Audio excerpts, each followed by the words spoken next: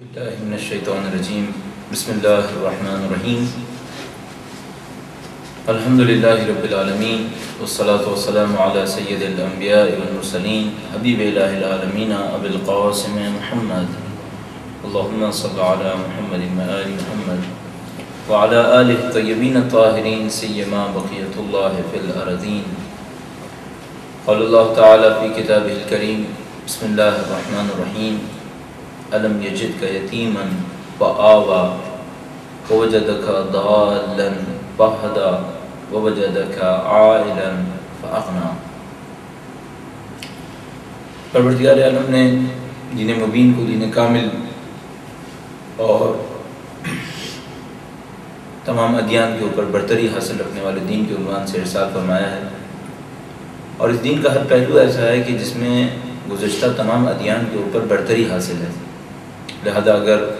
پیغام کا ذکر ہو تو پہلے کے پیغام ناقص ہیں اور اسلام کا پیغام کامل ہے۔ اگر شخصیت کا ذکر ہو تو پہلے کے انبیاء ختمی مرتبت محمد مصطفیٰ صلی اللہ علیہ وآلہ وسلم کے مقابلے میں کم رتبے پر فائز ہیں، جبکہ نبی اکرم کی شخصیت انسان کامل ہونے کے ناطے اعلیٰ ترین رتبے کے اوپر فائز ہیں۔ اگر قربانیوں اور ایثار کا ذکر ہو تو دین اسلام کے اندر کربلا جیسی عظیم الشان قربانی موجود ہے، اور اس قربانی کے پیش نظر ہم بآسانی کہہ سکتے ہیں کہ قربانیوں کے معاملے میں بھی دین اسلام افضل اور اکمل ہے۔ اسی اعتبار سے جو شخصیتیں ادیان کے ہمراہ رہی ہیں، اصحاب نبی جو رہا کیے ہیں، ان تمام کے اندر بھی اسلام کو ایک برتری حاصل ہے۔ نبی اکرم کی نبوت کے اعلان کے پہلے دن کے ساتھ ہی ایسے عظیم الشان ہستیاں نبی اکرم کے ساتھ رہی ہیں جنہوں نے اسلام کے ہر مرحلے میں اس کا پوری تندہی کے ساتھ دیا، جد و جہد کو انجام دیا، اور کوئی پہلو قربانی کا ایسا نہیں چھوڑا کہ جس میں کوئی اور ان کے اوپر تقدم یا برتری حاصل کرے۔ لہذا ہم دیکھتے ہیں کہ اس پہلے دن سے، جس دن حضرت جبرائیل علیہ السلام نبی اکرم کے سامنے ظاہر ہوئے، اس دن سے لے کر ختمی مرتبت کی وفات تک تمام مواقع کے اوپر نبی اکرم کا ساتھ دینے والے ان کے ساتھ تشریف فرما رہے ہیں۔ اور اگر ان شخصیتوں کا ذکر ہو جنہوں نے ابتدائی اسلام کی ابتدا میں نبی اکرم کا ساتھ دیا اور ان کے اوپر آنے والی مصیبتوں کو تحمل کیا، ان کے اوپر آنے والی مشکلات کو اپنے اوپر لے لیا، تو ان تمام شخصیتوں میں سر فہرست حضرت ابو طالب علیہ السلام کی شخصیت ہے۔ حضرت ابو طالب تاریخ کا وہ ایک عجیب کارنامہ ہے، عظیم الشان ہستی اسلام کے اندر آنے والی ہستیوں میں، جنہوں نے اپنا سب کچھ نبی اکرم کی ذات مقدس کے اوپر قربان کیا، اور ایسے موقع کے اوپر قربانی عنایت فرمائی کہ جب کوئی دین اسلام کا نام لینے والا موجود نہیں تھا، کوئی دین اسلام کے ساتھ اپنے آپ کو نسبت دینے والا موجود نہیں تھا۔ آج 1.3 ارب مسلمان دنیا کے اندر زندگی گزار رہے ہیں، اور آج ہر کوئی یہ چاہے گا کہ اس کو نبی اکرم کے خاندان سے نسبت دی جائے، نبی اکرم کے کام سے نسبت دی جائے، لیکن ذرا وہ زمانہ تصور فرمائیے کہ جب ختمی مرتبت بی بی خدیجہ اور امیر المومنین کے ساتھ تنہا کفار مکہ کے سامنے تشریف فرما ہوتے تھے، اور ایسے ایک موقع پر جو ہادی کی حفاظت کرنے والے ہوتے تھے، ان کے کام میں ان کا ساتھ دینے والے جو ہوا کرتے تھے، وہ زمانے کی شدید ترین سختیوں کا سامنا کر رہے ہوتے تھے۔ ایسے موقع پر کہ جو اگر نبی اکرم کے ساتھ چلنے والا ہوتا تھا تو اس کو اذیت و آزار کا سامنا کرنا پڑتا تھا، ایسے عالم میں حضرت ابو طالب علیہ السلام نے نبی اکرم کا ساتھ دیا۔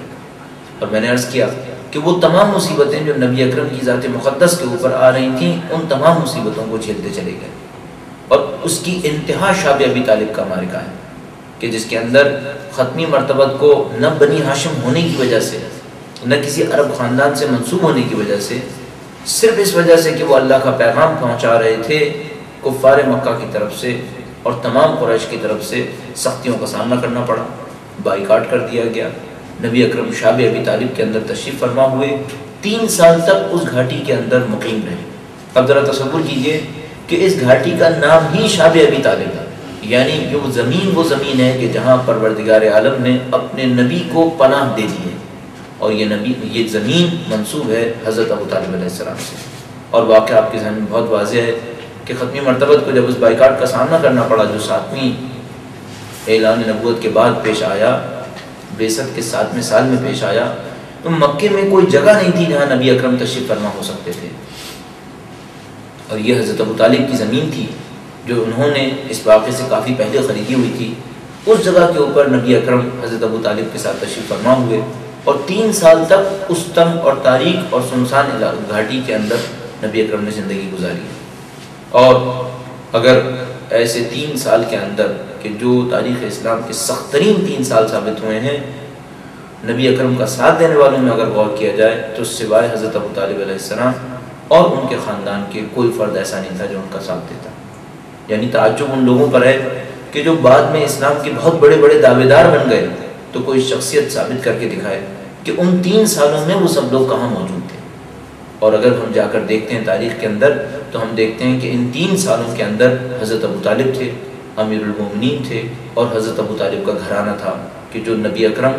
اور ان کی زندگی کا ساتھ دے رہے تھے۔ یہاں تک کہ تمام طرح ہونے والے حملات میں امیر المومنین کو نبی اکرم کی جگہ پر سلایا جاتا رہا، جیسا کہ امیر المومنین نے اپنے خطبات میں بیان فرمایا۔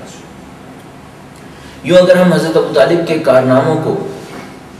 3 اہم ترین نکات کے اندر خلاصہ کرنا چاہیں تو سب سے بڑا کارنامہ حضرت ابو طالب کا میں جو اپنے طور پر سمجھ پاتا ہوں وہ یہ ہے کہ انہوں نے جاہلیت کے زمانے میں فضیلتوں کو زندہ رکھنے کی رسم ڈالی۔ حضرت ابو طالب کا تعلق بنی ہاشم سے ہے، اور بنی ہاشم حضرت ہاشم کے بعد سے جو بنی ہاشم کہلائے وہ فضیلتوں ہی کی بنیاد کے اوپر ہاشم کہلائے۔ عرب میں قحط آیا اور کوئی ان کو کھانا دینے والا نہیں تھا، اور حضرت ہاشم نے جو اجداد رسول خدا میں سے ہیں اپنے جانوروں کو قربان کیا اور عرب کے رہنے والوں کو، ان قحط زدہ لوگوں کو اپنی طرف سے کھانا کھلایا۔ اس قربانی کو، ان کے اس ایثار کو اتنا یاد رکھا گیا کہ انہیں ہاشم اور سقی کا لقب دے دیا گیا، اور یہ پورا خاندان بنی ہاشم کہلایا۔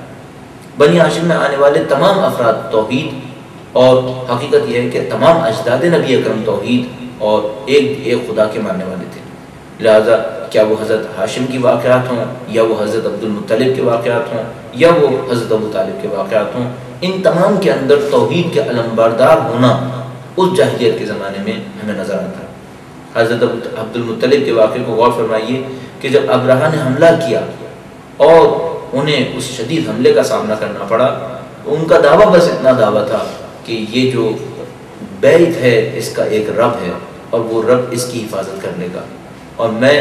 چونکہ صرف جانوروں کا مالک ہوں، میں صرف اپنے قبیلے کا مالک ہوں، میں اس کی حفاظت کروں گا۔ جب وہ ایک موقع پر ابرہہ کے سامنے پہنچے اور کہا کہ میں ان جانوروں کو لینے آیا ہوں جو تم نے مکہ سے اٹھا لیے ہیں، تو اس نے ہنس کر کہا کہ تم لوگ عجیب لوگ ہو، اس گھر کی حفاظت کی بات نہیں کرتے جس کا احترام کرتے ہو۔ تو حضرت عبد المطلب نے اس توحیدی انداز میں جواب دیا کہ میں گھر کا مالک نہیں ہوں، گھر کا ایک مالک ہے، اس کا ایک رب ہے، اس کا ایک پالنے والا ہے، اس رب کی نشانی میں ایک گھر بنا ہے، اور وہ مالک مجھ سے زیادہ اس گھر کی حفاظت کرنے والا ہے۔ اور وہی ہوا کہ جو حضرت عبد المطلب نے ارشاد فرمایا۔ ایسی عظیم الشان ہستی جن کی توحید کی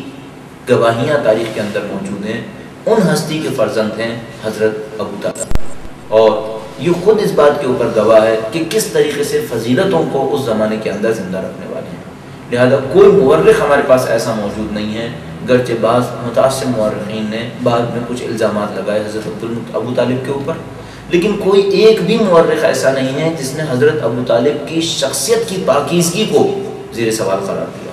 کسی نے یہ نہیں کہا کہ فضیلتوں کے اندر، ان کی ذات مقدس کے اندر کوئی کمی تھی۔ لہذا جاہلیت کے زمانے میں فضیلتوں کا احیاء کرنا، یہ ہم سمجھتے ہیں کہ حضرت ابو طالب کی ذات کا پہلا کارنامہ تھا، اور ان فضیلتوں کے اندر وہ تمام فضائل شامل ہیں جو اسلام نے، دین اسلام نے اپنی رہنمائی کے ذریعے سے اور اپنے پیغام کے ذریعے سے انسانوں تک پہنچایا۔ اور ہم سمجھتے ہیں کہ یہ خود اجداد نبی اکرم کی برتری کی ایک وجہ بنتی ہے کہ وہ پیغام کے جو اسلام کے ذریعے سے بعد میں پہنچا، وہ اپنے زمانے میں اس پیغام کے اوپر خود عمل کرنے والے تھے اور اس کی فضیلتوں کو درک کرنے والے تھے۔ دوسرا معاملہ کہ جو حضرت ابو طالب کی ذات کے اندر انتہائی اہم نظر آتا ہے، اور ہم سمجھتے ہیں کہ حضرت ابو طالب نے